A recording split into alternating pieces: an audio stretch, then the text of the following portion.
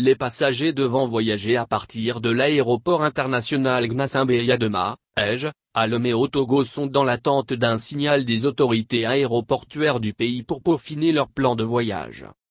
Dans le cadre des préparatifs pour une reprise des vols au Togo, une réunion a eu lieu le 23 juillet 2020 entre les acteurs de la plateforme aéroportuaire pour faire le point des dispositions sanitaires et sécuritaires prises. Mesures en vue pour la reprise des vols.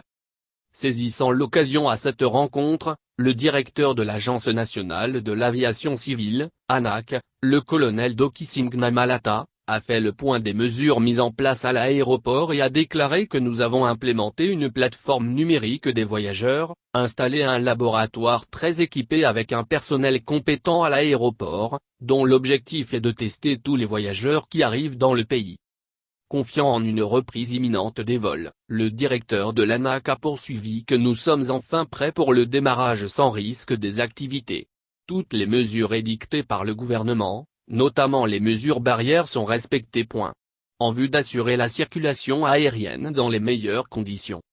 Comme mesure pratique, les passagers qui arrivent vers l'aéroport international Gnassingbé-Yadema à Lomé seront testés au PCR. Bien avant, l'aérogare sera totalement désinfecté, les hôtesses éviteront un contact direct avec les passagers. Quid des frontières terrestres? Si une lueur se pointe pour la reprise des vols aériens, l'on peut avancer que l'ouverture des frontières terrestres pourrait aussi suivre le pas.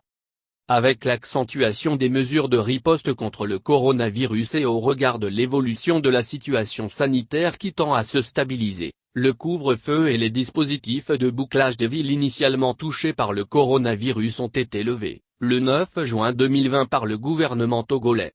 L'état d'urgence sanitaire en vigueur depuis le début du mois d'avril dernier a été prorogé par le gouvernement pour 45 jours et prendra fin le 16 août. À l'expiration de cette date, les autorités devront évaluer la situation et se prononcer sur les ultimes mesures en vigueur et singulièrement la fermeture des frontières terrestres.